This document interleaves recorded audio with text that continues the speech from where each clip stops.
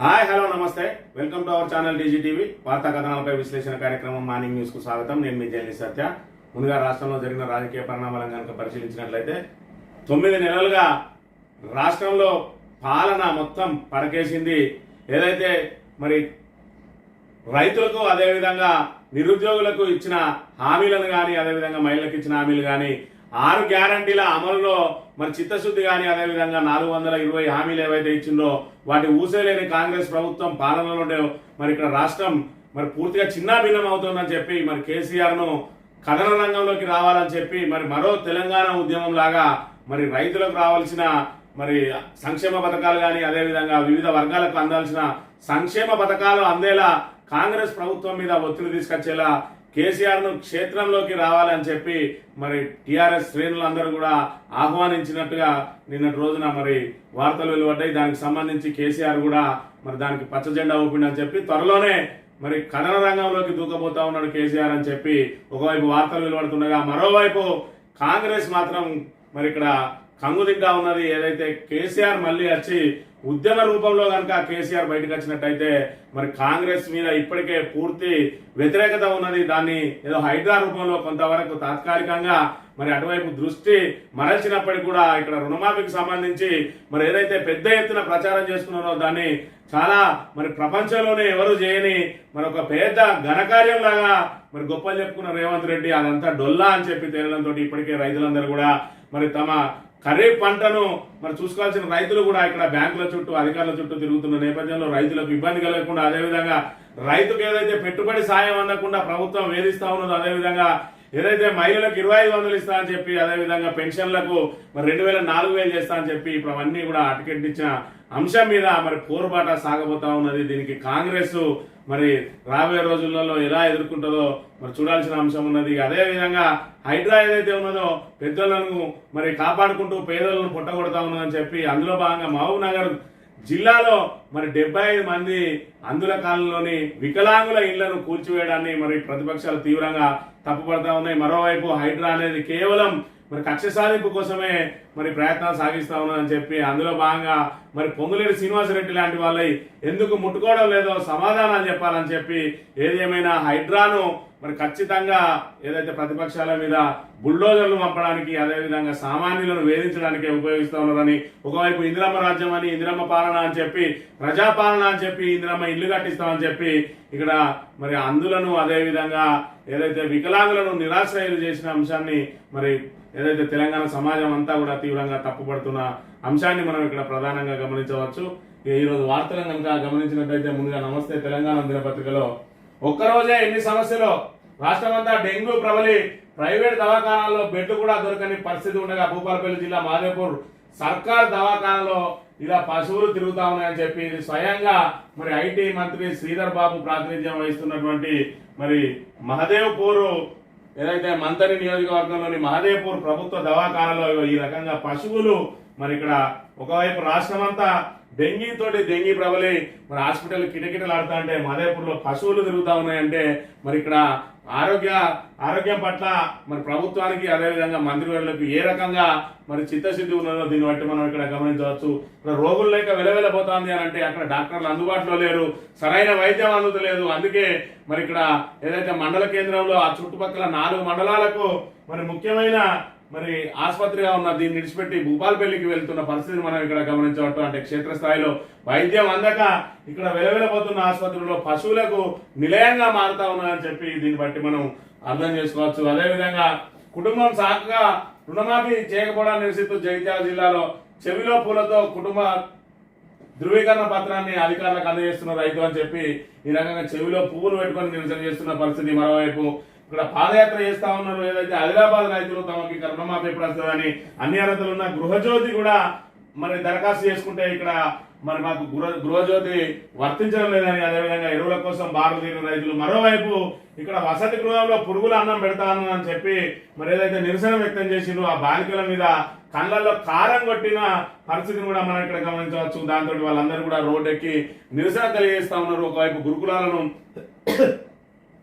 గురుకులాలను మరి నిర్వీర్యం చేయడానికి కాంగ్రెస్ ప్రభుత్వం ప్రయత్నం చేస్తా ఉన్నది. అందులో భాగంగా మరి గురుకులంలో నిత్యం సమస్యలు మరి వెంటాడుతూ ఉన్నాయి. అదేవిధంగా వానాకాలంలో కూడా వరి ఎండిపోయి రైతులు ఏ విధంగా దీనస్థితిలో ఉన్నారో మనం ఇక్కడ గమనించవచ్చు. ఏదైతే మరి కాళేశ్వరం ప్రాజెక్టుకు సంబంధించి మరి అక్కడ ప్రాణహిత నీళ్లే మనకు జీవాధారం, మరి ప్రాణహిత నీటిని పైకెత్తిపోయండి, రిజర్వాయర్లు అన్ని నింపండి. కాంగ్రెస్ ఏదైతే కాళేశ్వరం అనుబంధ రిజర్వాయర్లను నింపు అంటే కాంగ్రెస్ ప్రభుత్వం మరి పూర్తి స్థాయిలో విస్మరించింది. ఖచ్చితంగా కాళేశ్వరాన్ని మేము నిరర్ధక ప్రాజెక్టుగానే చూపిస్తామని చెప్పి ఈ రోజు రైతుల నోట్లో మట్టి కొడతా ఉన్నది. ఇప్పటికే రబీలో అనేక పంట నష్టపోయిన రైతులు ఈ రోజు మరి ఖరీఫ్ లో కూడా ఇక్కడ వర్షాకాలంలో నీళ్ళందక మరి ఏదైతే సరైన మరి వర్షాభావ పరిస్థితులు లేక మరోవైపు ఇక్కడ కాలువల నుంచి నీళ్లు రాక వానాకాలంలో కూడా వరి ఎండిపోతా ఉన్నది. సూర్యాపేట జిల్లా తిరుమలగిరి మండలంలో కరువు ఛాయలు నెలకొన్న అంశాన్ని మనం ఇక్కడ గమనించవచ్చు. పేదల బస్తీ మీద రేవంత్ రెడ్డి బుల్డోజర్, ఓవైపు అధికార పార్టీ నేతలకు నోటీసులతో నడిపిస్తున్న హైడ్రా పేద ఇళ్లపైకి మాత్రం బుల్డోజర్లు వెళ్తున్నది.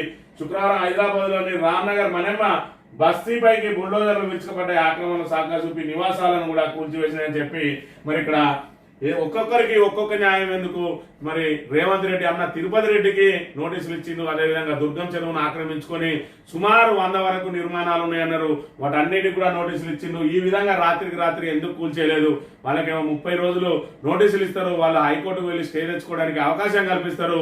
ఇక్కడ మనమ్మ బస్తీ ఏదైతే ఉన్నదో మరి ఇక్కడ రామ్నగర్ లో వాళ్ళని మాత్రం మరి ఇక్కడ బుల్డోజర్లతోటి మరి విరుచుకుపడి వాళ్ళను పూర్తిగా నీలమట్టం చేసిన పరిస్థితి మనం గమనించవచ్చు. అదేవిధంగా మహబూబ్నగర్ జిల్లాలో కూడా మరి మహబూబ్నగర్ జిల్లాలో కూడా వాళ్ళను నిరాశ్రయం చేసిండు. ఈరోజు మరి ఇక్కడ వాళ్ళందరికీ అన్నదానాలు చేసి వాళ్ళ కడుపు నింపాల్సిన దుస్థితి ఏర్పడింది. ఇక్కడ మాజీ మంత్రి శ్రీనివాస గౌడ్ ఇక్కడ ఏదైతే ఆదర్శ నగర్ నివాసులకి భోజనం అందజేస్తున్నారని చెప్పి ఇక్కడ భోజనాలు కూడా మరి దాతల సహకారంతో చేస్తా ఉన్నారు. ఎందుకంటే వాళ్ళ ఇంట్లో ఉన్న వస్తువులను కూడా తీసుకునే అవకాశం ఇవ్వకుండా పూర్తి స్థాయిలో నిలమట్టం చేస్తే ఆ అన్నంలో కూడా ఏదైతే బియ్యంలో కూడా మట్టి పడ్డది, వాటికి తీసుకోవడానికి కూడా అవకాశం ఇవ్వలేదన్నారు.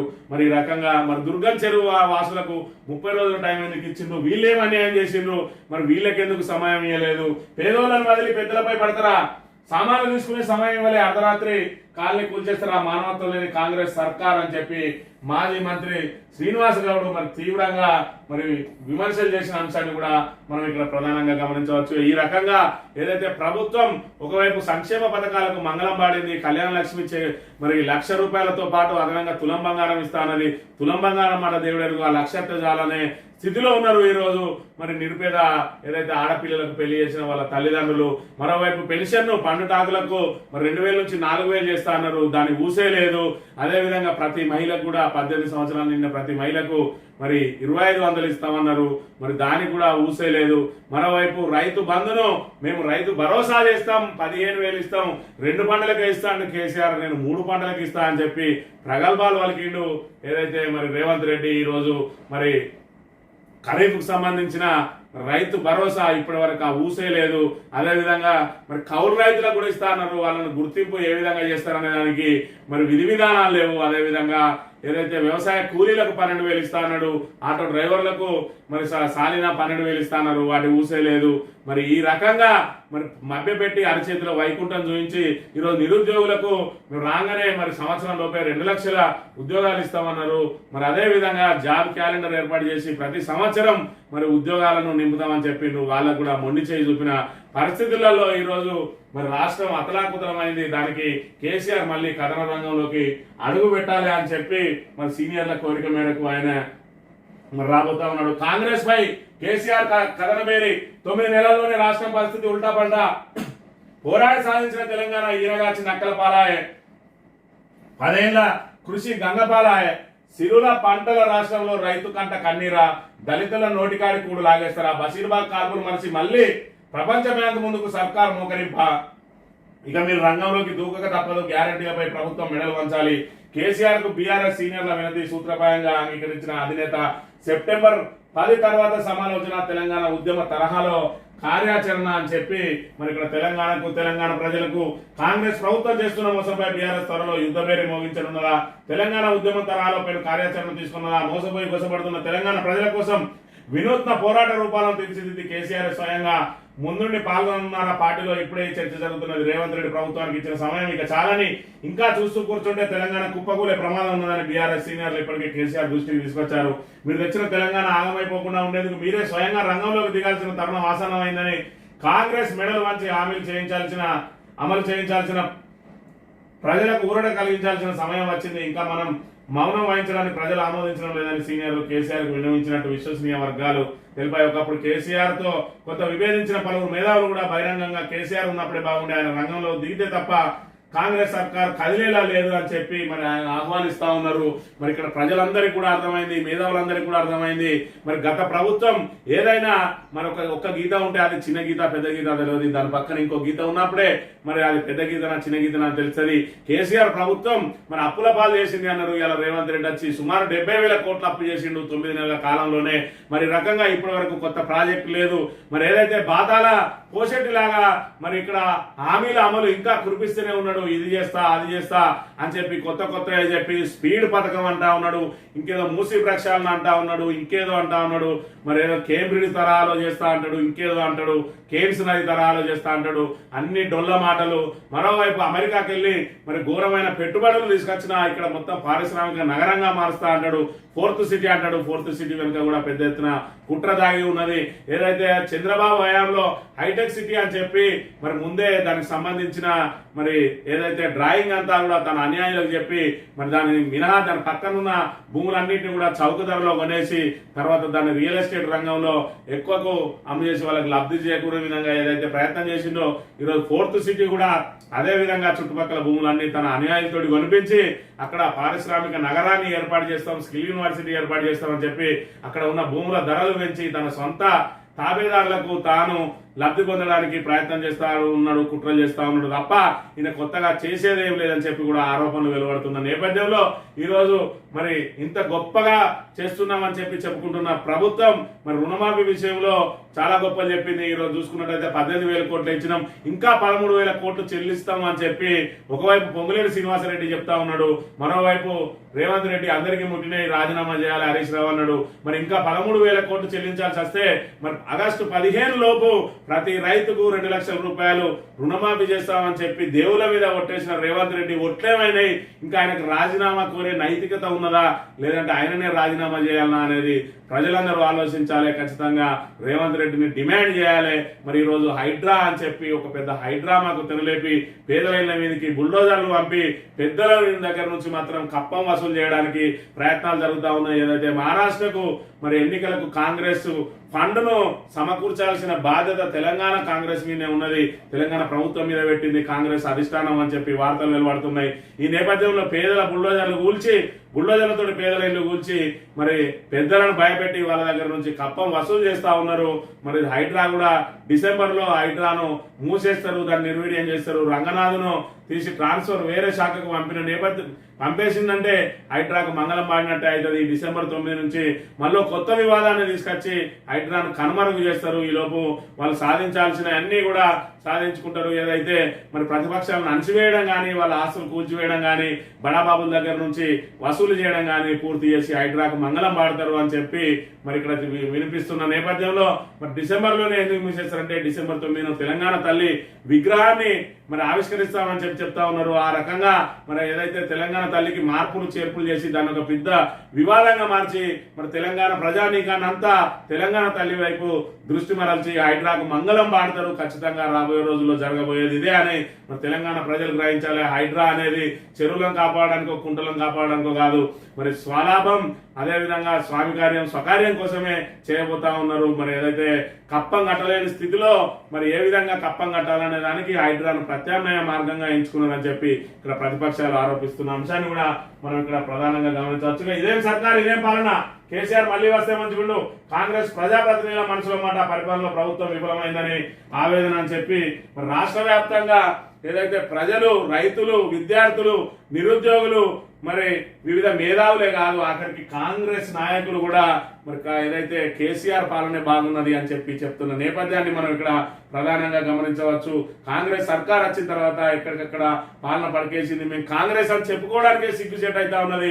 ఏదైతే 6 గ్యారంటీలను 100 రోజుల్లో అమలు చేస్తామని చెప్పినాం, 10 నెలలు రాబోతా ఉన్నాయి, 10 నెలలు కాబోతా ఉన్నది. అయినప్పటికీ కూడా మరి 300 రోజుల కూడా మేము ఇంకా దాన్ని అమలు దిశగా కృషి చేయడం లేదు మా ప్రభుత్వం. దాంతో మేము గ్రామాల్లో అడుగు పెట్టలేని పరిస్థితి ఉన్నది. మరి మాకు చాలా ఇబ్బందికర పరిస్థితులు ఉన్నాయి. మరోవైపు మా ఇంట్లో కూడా మరి కాంగ్రెస్ నాయకులుగా ఉన్న మా ఇంట్లో కూడా రుణమాఫీ కాకపోతే మా కుటుంబ సభ్యులే మమ్మలను మరి తిడతా ఉన్నారు. నువ్వు కాంగ్రెస్ లో పనిచేసి కూడా మరి నీకు రుణమాఫీ కాకపోతే నువ్వెందుకు అందులో పనిచేయడం అని చెప్పి మరి నిలదీస్తున్న నేపథ్యంలో మరి ఒకప్పుడు కేసీఆర్ చేసిన పాలనే బాగున్నాయి అని చెప్పి కాంగ్రెస్ వాళ్ళు కూడా చెప్తున్న పరిస్థితిని మనం ఇక్కడ గమనించవచ్చు.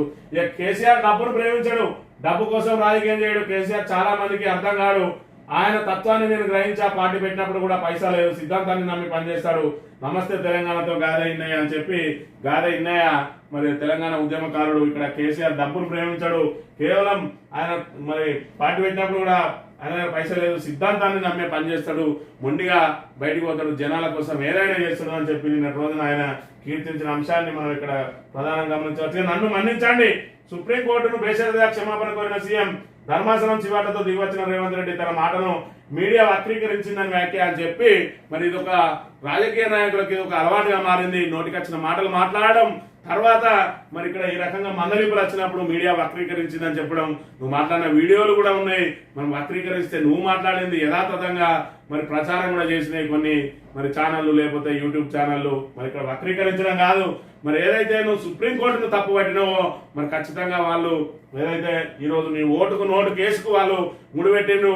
మరి సుప్రీంకోర్టును కేంద్ర ప్రభుత్వం ప్రభావితం చేయగలిగినప్పుడు హైకోర్టును కూడా నువ్వు ప్రభావితం చేస్తావని చెప్పి ప్రతిపక్షాలు చేస్తున్న ఆరోపణలు ఇప్పుడు నమ్మశక్యంగానే ఉన్నాయి కదా. మరి నువ్వు కూడా ఇతర రాష్ట్రంలో ఎదుర్కో అని చెప్పి తీవ్రంగా మందలించడంతో ఇక్కడ వెనక్కి తగ్గిండు, క్షమాపణ కోరిండు. ఇక్కడ వీళ్ళకే కాదు, నువ్వు పూర్తిగా తెలంగాణ సమాజానికి క్షమాపణ చెప్పాలి. బీఆర్ఎస్ మరి అధినాయకత్వానికి కూడా క్షమాపణ చెప్పాలి. ఏదైతే నోరు జారి మరి కనుగుడ్లు వీక్తా మరి పేగులు మెడలు వేసుకుంటా తొండలు దొరగొడతా అని చెప్పి ఏవైతే మరి ఇలాంటి మాటలు మాట్లాడినో ఇక నుంచి అన్నా బంద్ చేసుకొని తెలంగాణ ముఖ్యమంత్రి పీఠానికి గౌరవం తీసుకురావాలి. ఈరోజు సుప్రీంకోర్టు ఏదైతే నిన్ను మందలిచ్చిందో దాంతో నీకు కనువిప్పు కలగాలని తెలంగాణ సమాజం తరఫున కోరుకుంటా ఉన్నాం. ఇక హైడ్రా ఇటు చూడు, చెరువులో కాంగ్రెస్ నేత వెంచర్, శ్రీశైలం హైవే పక్కన సూరం చెరువు సగమాయం చెరువును ఆక్రమించి వెలిసిన వర్టెక్స్ కేఎల్ఆర్ గిగా మొత్తం 60.32 ఎకరాల్లో ఉండాల్సిన చెరువు కబ్జాలతో క్రమంగా కుచించుకుపోయింది. వరద మార్గంలోనూ డ్రైన్ బాక్సులతో నిర్మాణం, నేటికి ఎఫ్టీఎల్ నిర్ధారించి ఐడి ఇవ్వని ఇరిగేషన్ శాఖ మొగ్గ దశలోనే ఆక్రమణను అధికారులు అరికడతారా అని చెప్పి ఇక్కడ రంగనాథ్ ఆధ్వర్యంలోని హైడ్రా మరి ఏదైతే కూల్చివేతలు పాల్పడతా ఉన్నది, ఏదైతే చెరువులను ఆక్రమించిందని మరి ఇప్పటికి కూడా ఇంకా చెరువులను ఆక్రమించుకుంటూ కొత్తగా వెంచర్లు వేస్తా ఉన్నారు. ఇక్కడ మట్టి పోసి దాని ఎఫ్టీఎల్ పరిధిని తగ్గిస్తా ఉన్నారు. మరి వీటన్నిటి వైపు కూడా దృష్టి సారించాలి. మరి హైడ్రా కట్టుకున్న ఇళ్లను రేపైనా కూర్చోచ్చు, కానీ ఇప్పుడు ఇంకా ఆక్రమణ కాబోతా ఉన్న వాటిని ముందు అరికట్టాలి అని చెప్పి ఇక్కడ నమస్తే తెలంగాణ దినపత్రిక ప్రధానంగా ప్రచురించింది. మట్టిని కొట్టి సౌదాలు కట్టి పొంగులేటి గుట్టు విప్పిన గుగులమ్మ 2011తో పోలిస్తే స్పష్టంగా కనిపిస్తున్న ఉల్లంఘనలు. కేవీ ఫామ్ హౌస్ లోను విస్తృతంగా నిర్మాణాలు, టిప్పర్లతో భారీ ఎత్తున మంటి నింపి ఆక్రమణలు అని చెప్పి హిమాయత్ సాగర్ ను ఆనుకొని ఎఫ్టీఎల్ లో మరి ఏదైతే దాన్ని పరిధిని తగ్గించుకుంటూ వచ్చి ఈ రోజు ఎంతవరకు అయితే ఉన్నదో గదే ఎఫ్టీఎల్ పరిధి అని చెప్పి ఇక్కడ మరి వాదిస్తున్న పొంగులేటి శ్రీనివాస్ రెడ్డికి సంబంధించి గూగుల్ మ్యాప్ ఫోటోలు 2011లో ఏ విధంగా ఉండే హిమాయత్ సాగర్ అని చెప్పి దానికి సంబంధించిన అన్నిటితో కూడా నమస్తే తెలంగాణ ప్రత్యేక వార్తను ప్రచురించింది. ఇక కాబోయే సీఎం ఉత్తమ్ కుమార్ నా నాలుకపై మచ్చలనే నేను చెప్పానంటే అయితీరుతుంది. కోమటిరెడ్డి రాజగోపాల్ రెడ్డి వ్యాఖ్యలు, కాబోయే సీఎం ఉత్తమ్ కుమార్ రెడ్డి నిన్నటి రోజున మరి తెలంగాణ రాష్ట్రం అంతటా కూడా ఈ వ్యాఖ్యలు వైరల్ గా మారినాయి. ఏదైతే భువనగిరి మరి పార్లమెంటు పరిధిలో మరి ఏదైతే సాగునీటి ప్రాజెక్టుల మీద సమీక్ష సమావేశం నిర్వహించిన ఉత్తమ్ కుమార్ రెడ్డి ఆధ్వర్యంలో ఈ సందర్భంగా కోమటిరెడ్డి రాజగోపాల్ రెడ్డి కాబోయే సీఎం ఉత్తమ్ కుమార్ రెడ్డి అని చెప్పి మరి వ్యాఖ్యలు చేసిండు. అది చేయడమే కాకుండా నా నాలుక మీద మచ్చలు ఉన్నాయి, నేను చెప్పిందంటే అయి తీరుతుంది అని చెప్పిన పరిస్థితి.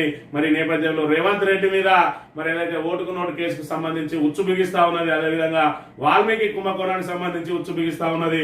మరోవైపు సీనియర్లు అందరూ కూడా ఇక్కడ రేవంత్ రెడ్డికి వ్యతిరేకంగా ఉన్నారు. మరి నేటితోటి నేటితోటి రేపటితోటి శ్రావణం పూర్తి కాబోతా ఉన్నది. ఈ శ్రావణంలో కూడా మంత్రివర్గ విస్తరణ జరగలేదు. మరోవైపు కోమటిరెడ్డి రాజగోపాల్ రెడ్డికి మంత్రివర్గంలో స్థానం కల్పిస్తా అని చెప్పి స్వయంగా రేవంత్ రెడ్డి ఆయన ఇంటికి వెళ్ళి మరి తన మిత్రుడు చామల కిరణ్ కుమార్ రెడ్డిని ఎంపీగా గెలిపియాలి, మరి భువనగిరి ఎంపీగా గెలిపియాలి అని చెప్పి మరి ఆయన సాయం కోరి ఆయన ద్వారా సాయం పొంది ఈ రోజు ఆయనకు మంత్రి పదవికి మళ్ళీ మొండి చేయి చూపిండని చెప్పి ఆయన మరి తీవ్ర ఆగ్రహంగా ఉన్నాడు రేవంత్ రెడ్డి మీద.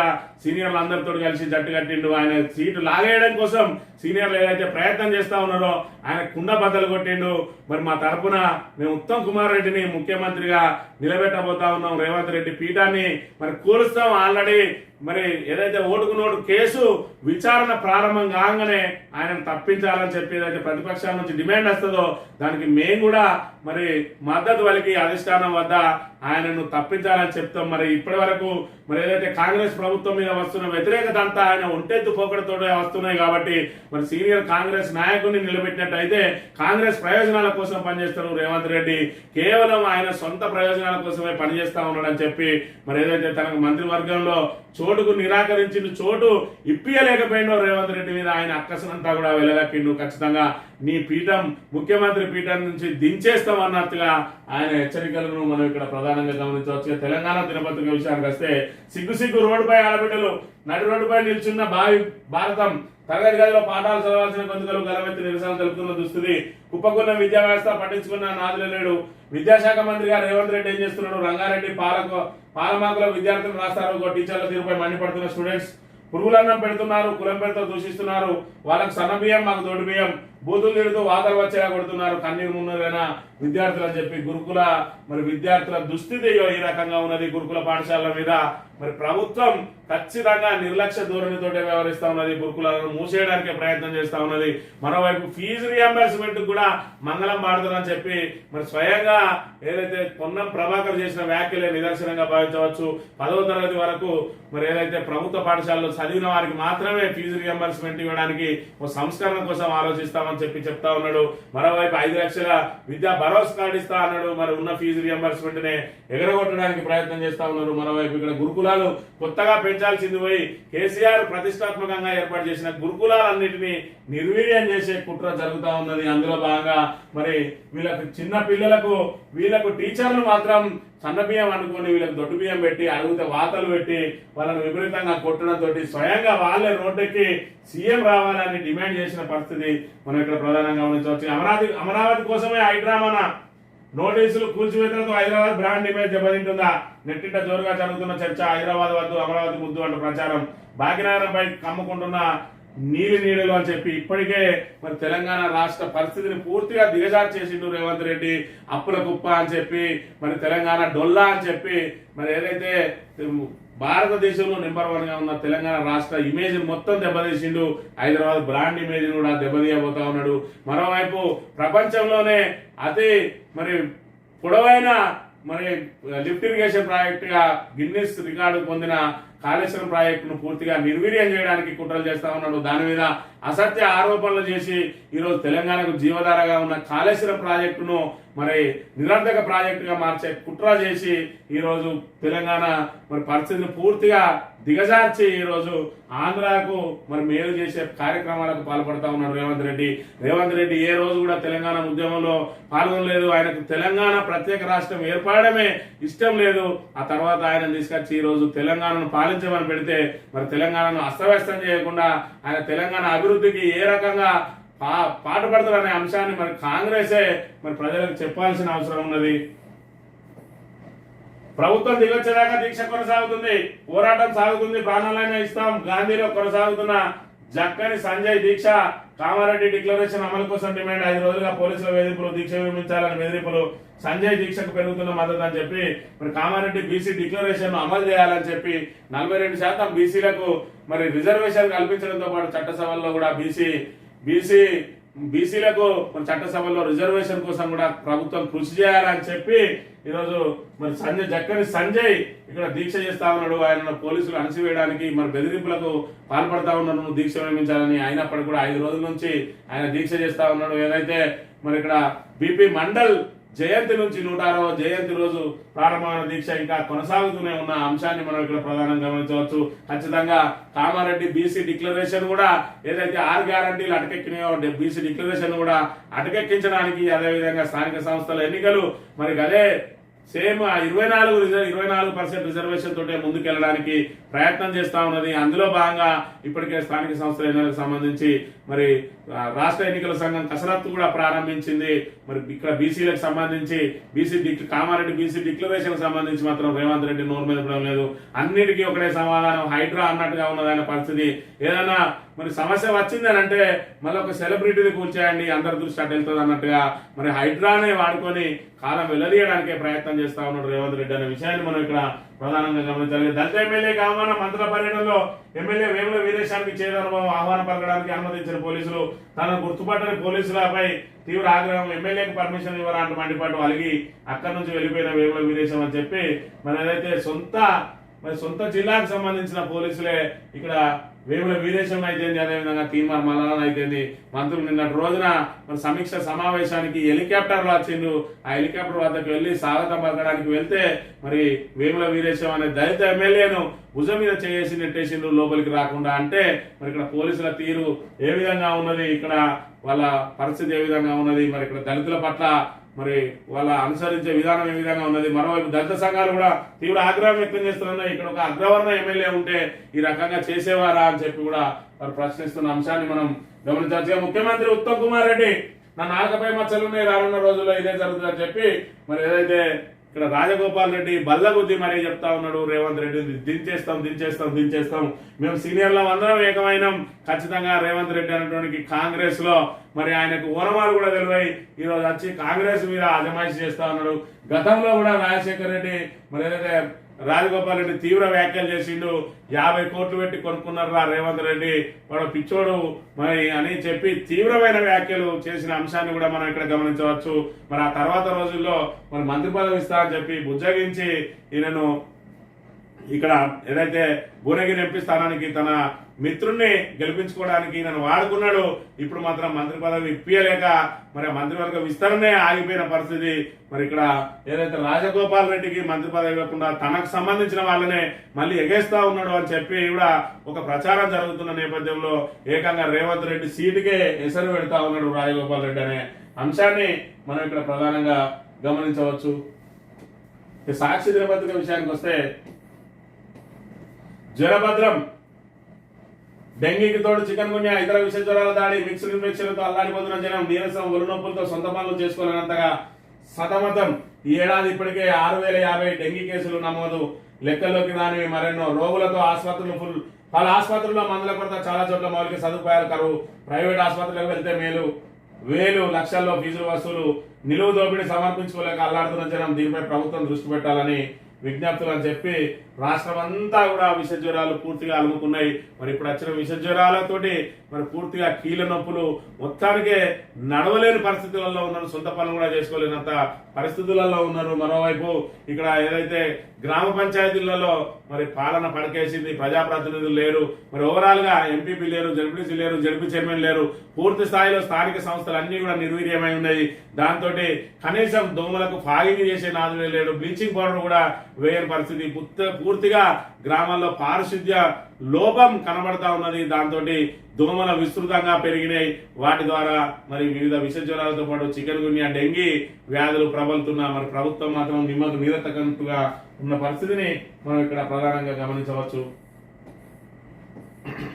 1000 ఎకరాల్లో కొత్త జూ పార్కు హైదరాబాద్ వెలుపల ఏర్పాటు చేయాలి. అనంత అంబానీలా ముందుకు వచ్చే వారిని ఆహ్వానించాలి. స్పీడ్ పై సమీక్షలో సీఎం ఆదేశాలు. అనంతగిరిలో నేచర్ వెల్ఫేర్ సెంటర్, టీటీడీ తరహాలో యాదగిరిగుట్ట దేవస్థానంకు బోర్డు అని చెప్పి మరి రోజుకొక కొత్త హామీని ఇచ్చుకుంటూనే అవుతా ఉన్నాడు రేవంత్ రెడ్డి.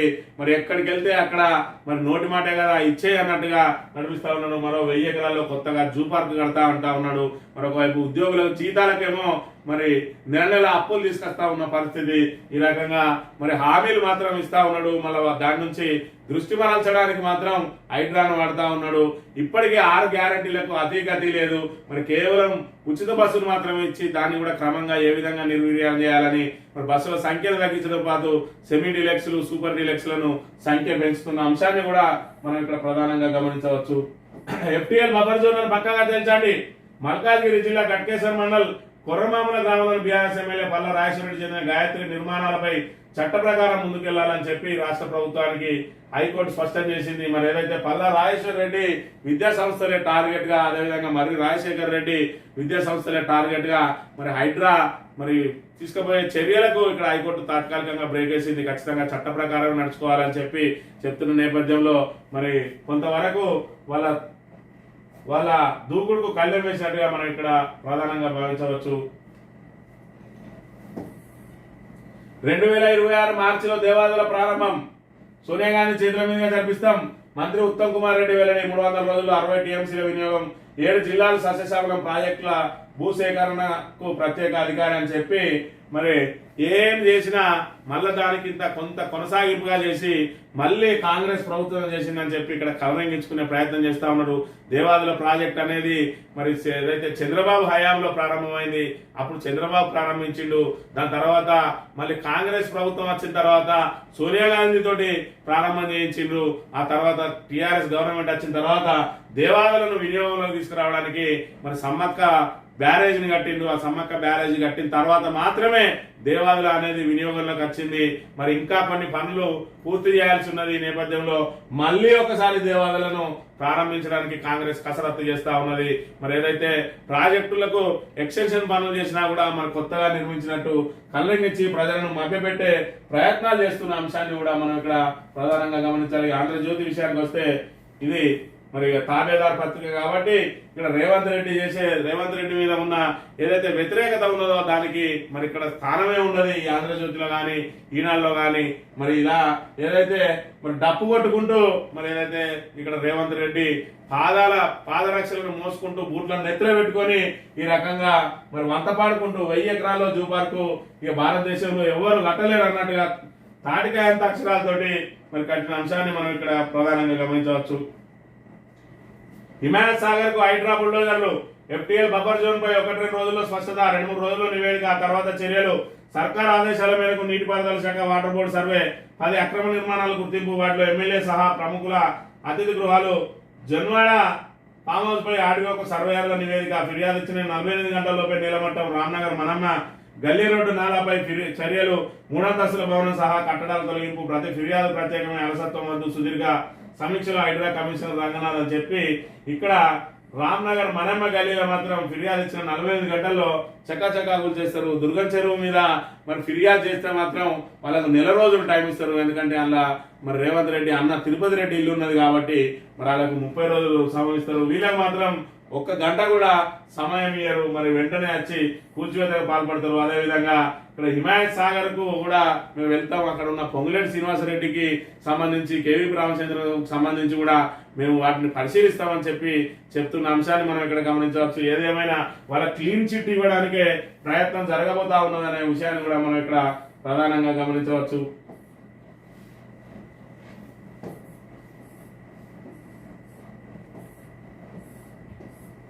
ఈనాడు దినపత్రిక విషయానికి వస్తే అద్భుతాల అవని. భారత్ కు ఒకే రోజు 4 పథకాలు. 11 ఏళ్ల వయసు నుంచి చక్రాల కుర్చీకే పరిమితమైన తన షూటింగ్ నైపుణ్యానికి ఈ వైకల్యం అవరోధం కాలేదు. పారా ఒలింపిక్స్ లో వరుసగా 2వ స్వర్ణం గెలిచి ఈ ఘనత సాధించిన తొలి భారతీయురాలిగా రికార్డు సృష్టించింది అవని లేఖరా. పారా ఒలింపిక్స్ లో శుక్రవారం మొత్తంగా భారత్ కు 4 పథకాలు దక్కాయి. అవని పోటీ పడ్డ విభాగంలోనే మోనా అగర్వాల్ కాంస్యంగా 10 మీటర్ల ఎయిర్ పిస్టల్ SH1 లో మనీష్ నర్వాల్ రజతం సాధించాడు. స్ప్రింటర్ ప్రీతిపాల్ కాంస్యం కైవసం చేసుకుందని చెప్పి మరి ఏదైతే పారిస్ లో ఒలింపిక్స్ జరుగుతా ఉన్నది అలా కూడా పారా ఒలింపిక్స్ ఏదైతే వికలాంగులు దివ్యాంగుల కోసం నిర్వహించే ఒలింపిక్స్ లో భారత్ కు ఒకే రోజు మరి స్వర్ణ పథకంతో సహా 4 పథకాలు సాధించింది. అందులో అవని లేఖరా మరి చిన్నప్పటి నుంచి కూడా చక్రాల కుర్చీకే పరిమితం అయినా కూడా మొక్కమని ధైర్యంతో మరి ఆమె ముందడుగు వేస్తా ఉన్నది. అందులో భాగంగా నిన్న షూటింగ్ లో మరి స్వర్ణ పథకం సాధించిన అంశాన్ని కూడా మనం ఇక్కడ ప్రధానంగా గమనించవచ్చు. ఈ మహిళకు జరిగిన ప్రమాదం ఏంటి, అందరూ కలిసి కాపాడాల్సిన పరిస్థితి ఎందుకు వచ్చింది అని చెప్పి మరి ఏదైతే సెల్ఫీలు ఇచ్చిన తంట ఈరోజు ఈ మహిళ మరి అక్కడ ఏదైతే ఆ వాగులో వెళ్తున్న వాక్కు సంబంధించి అక్కడ మరి వ్యూ మంచిగా ఉన్నదని చెప్పి సెల్ఫీ దిగబోయి కాల్జారి లోపల పడ్డది. అక్కడ ఇద్దరు జాలర్లు మరి అక్కడ అందులో దునికి వాళ్ళ దగ్గర ఉన్న తాళ్ళతోటి ఆ మహిళను మరి పైకి లాగి రక్షించిన అంశాన్ని మనం ఇక్కడ గమనించవచ్చు. సెల్ఫీలు దిగేటప్పుడు మరి ఖచ్చితంగా జాగ్రత్తలు వహించాలి. సెల్ఫీల ద్వారా అనేక ప్రమాదాలు జరుగుతూ ఉన్నాయి. మరి ట్రైన్ తోటి సెల్ఫీ దిగుతా అని చెప్పి ట్రైన్ యాక్సిడెంట్ లో చనిపోయిన వాళ్ళు ఉన్నారు. అదేవిధంగా ఈ రకంగా మరి అక్కడ సమయానికి వాళ్ళు రాకపోయి ఉంటే ఆ మహిళ కాలువలో కొట్టుకుపోయి మరి ఖచ్చితంగా విగత జీవిగా మిగిలేది. మరి ఆమెకు అదృష్టం కలిసి వచ్చింది. ఇప్పటికైనా సెల్ఫీలు దిగే వాళ్ళు జాగ్రత్త వహించాల్సిన అవసరం ఉన్నది. ఫ్లూ సోకినప్పుడు యాంటీబయాటిక్స్ వద్దు, డెంగీ లక్షణాలు ఉన్నప్పుడు నొప్పి నివారణ మందులతో ముప్పు, ప్లేట్లెట్ సంఖ్య తగ్గడంపై అనవసర ఆందోళన వద్దు, ప్రముఖ జనరల్ ఫిజిషియన్ డాక్టర్ ఎంవి రావు అని చెప్పి మరి ఫ్లూ ఏదైతే జ్వరం వచ్చినప్పుడు యాంటీబయాటిక్స్ వాడద్దు అని చెప్పి, అదేవిధంగా డెంగీ లక్షణాలు ఉన్నప్పుడు నొప్పి నివారణ మందులను కూడా వాడద్దు అని చెప్పి, డెంగీకి సంబంధించి ఏ విధంగా మరి ముందుకు సాగాలి అంటే ఏ విధమైన జాగ్రత్తలు తీసుకోవాలి, ఏ మందులు వాడాలని చెప్పి ఇక్కడ ప్రముఖ జనరల్ ఫిజిషియన్ ద్వారా మరి ఆయన ఇంటర్వ్యూను ప్రధానంగా ప్రచురించింది ఈనాడు దినపత్రిక. ఇక పర్యాటకానికి సొబగులు, ఆధ్యాత్మిక, ప్రకృతి, హెల్త్, టూరిజం పై విడివిడిగా కార్యాచరణ. తిరుమల తిరుపతి దేవస్థానం తరహాలో యాదగిరిగుట్ట ఆదాయ బోర్డు, ఫోర్త్ సిటీలో 1000 ఎకరాల విస్తీర్ణంలో హెల్త్ హబ్, హైదరాబాద్ వెలుపల 1000 ఎకరాల్లో మరో జూ పార్కు, అనంతగిరిలో ప్రకృతి వైద్య కేంద్రం, రామప్ప ఆకృతిలో కీసర ఆలయం, స్పీడ్ ప్రాజెక్టుల సమీక్షలో ముఖ్యమంత్రి రేవంత్ రెడ్డి అని చెప్పి మరి ఏదైతే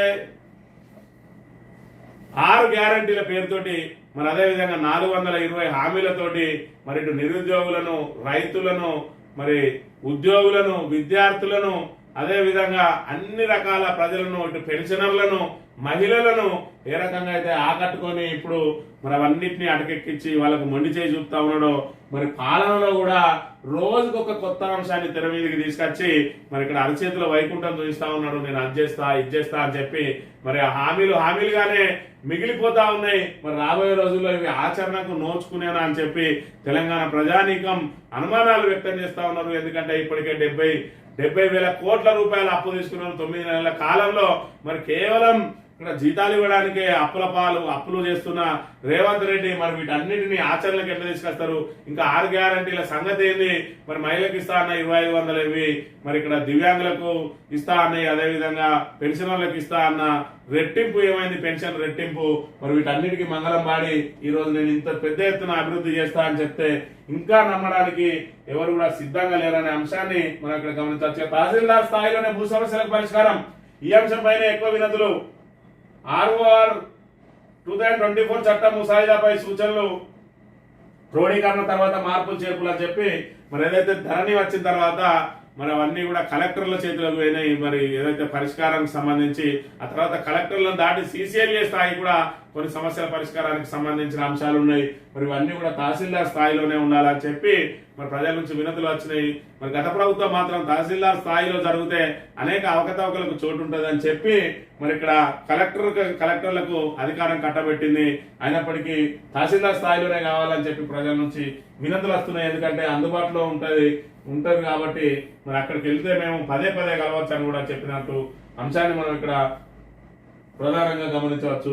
ఇక నీరు వస్తుందని కన్నీరు తుడుస్తుందని బండరాల భూమిని తీర్చిదిద్దుకున్న సోదరులు, SRSP జలాలు రాకపోవడంతో నిరాశ, సాగునీటి కోసం 38 బోర్లు వేసిన ఫలితం అంతే. భూమికి రైతుకు మధ్య అనుబంధం పేగుబంధం లాంటిది. ఆ రైతులు అలాంటి మమకారంతో భగీరథ ప్రయత్నం చేస్తున్నారు. గుగులోతు మోతీలాల్, గుగులోతు ఓల్గర్ అన్నదమ్ములు వీరు సూర్యాపేట జిల్లా నూతనకల్ మండలం బక్క హేమతల్లా కూలి పనులు చేసుకుంటూ కుటుంబాలతో వేరువేరుగా జీవిస్తున్నారు. వీరికి తండ్రి నుంచి 3 ఎకరాల పట్టా భూమి వచ్చింది. కానీ ఏం లాభం? ఊరి శివారిలో కందకట్టు గుట్ట వెంట బండరాలతో నిండిపోయిన భూమిలో సాగు సాధ్యం కాదు. వ్యవసాయం చేసి సత్తా ఉన్న తిండి గింజలు కూడా పండించుకోలేకపోతున్నామని ఆవేదనతో వారిలో ఉండేది. పక్కనే SRSP ఉపకాలాలు వెళ్తున్న తమ భూమిని వినియోగించుకోలేని స్థితి. వేరే భూమి కొనాలన్న ప్రయత్నిస్తే తమ 3 ఎకరాలు అమ్మిన ఎకరం కూడా కొనలేనంత ధర. రాళ్లతో నిండి ఉండడంతో వీరి పొలం కొనేందుకు ఎవరు ముందుకు రాలేదు. ఇక లాభం లేదని తమ భూమిని అనువుగా మార్చుకుంటే సాగు చేసుకోవచ్చని భావించి మరి ఇక్కడ లక్షలు ఖర్చు చేసి ఆ భూమిని వినియోగంలోకి తీసుకొచ్చారు. కానీ ఇప్పుడు బోర్లు వేస్తే నీళ్లు రావడం లేదు. మరి ఇక్కడ SRSP కెనాల్ ఉన్నా, ఉప కెనాల్ ఉన్నా కూడా దాని ద్వారా నీళ్ళు వస్తలేవు. ఇక్కడ మరి ఇది ఖరీఫ్లో కూడా నీళ్లు రానిలేదు, నీళ్లు సాగునీరు అందించలేని దుస్థితిలో ఈ రోజు రాష్ట్ర ప్రభుత్వం ఉన్నది. ఎస్ఆర్ఎస్పీ నుంచి మరి ఎస్ఆర్ఎస్పీ నిండింది అంటా ఉన్నారు. మరోవైపు కాళేశ్వరం మరి నీళ్లను కూడా ఎస్ఆర్ఎస్పీని నింపే అవకాశం కల్పించిండు కేసీఆర్. అయినప్పటికీ కూడా ఇక్కడ ఏదైతే మరి ప్రాణహిత నుంచి నీటిని తోడడానికి ఇక్కడ మరి ఏదైతే రేవంత్ రెడ్డి నిర్లక్ష్యం వహించిండో, ఖచ్చితంగా కాళేశ్వరాన్ని నిరోధక ప్రాజెక్టు అని చెప్పి చూపించడానికి కుట్రలు పడిండో, ఆ కుట్రలకు ఈ రోజు రైతాంగం ఏ విధంగా బలవుతున్నదనే విషయాన్ని మనకి కళ్ళ కట్టినట్టు మరి ఇక్కడ ఏదైతే ఆ విషయాన్ని చూపించకుండా ఈనాడు మరి ఇక్కడ రేవంత్ రెడ్డిని బాధ్యత చేయకుండా కేవలం దీని ఒక సామాజిక అంశాన్ని తీసుకొచ్చింది. కానీ దీనికి బాధ్యత వహించాల్సింది ఖచ్చితంగా కాంగ్రెస్ ప్రభుత్వమే అనే అంశాన్ని కూడా ప్రజలందరూ గమనించాలి. ఈ రోజు ఎస్ఆర్ఎస్పీ నుంచి కనీసం మరి ఏదైతే వర్షాకాలంలో కూడా నీళ్ళు ఇయ్యలేని పరిస్థితి ఉంటే ఇంకా మరి రబీలో వీళ్ళు ఏ రకంగా ఇయ్యగలుగుతారు? మరి ఈ రకంగా కాళేశ్వరం ప్రాజెక్టును నిర్వీర్యం చేసి రైతులను మరి ఎంపీ ఎన్నికల సమయంలో రైతులను నట్టేట ముంచిండ్రు. ఈ రోజు ఖరీఫ్ లో కూడా నీళ్లు రాని పరిస్థితి, మరోవైపు వర్షాభావ పరిస్థితులు అనుకూలంగా లేని పరిస్థితులలో మరి ఆల్టర్నేట్ గా కాళేశ్వరం జిల్లాలో అందించే అవకాశం ఉన్నప్పటికీ కూడా ప్రాణహితని నీటిని తోడకుండా ఈ రోజు రైతులను నట్టేట ముంచుతున్న మరి కాంగ్రెస్ ప్రభుత్వానికి మరి రాబోయే రోజుల్లో ప్రజలు బుద్ధి చెప్పాల్సిన అవసరం ఎంతైనా ఉందని తెలియజేస్తూ ఇది ఈ రోజు మార్నింగ్ న్యూస్. తిరిగి రేపు వెళ్తాం. Thank you very much.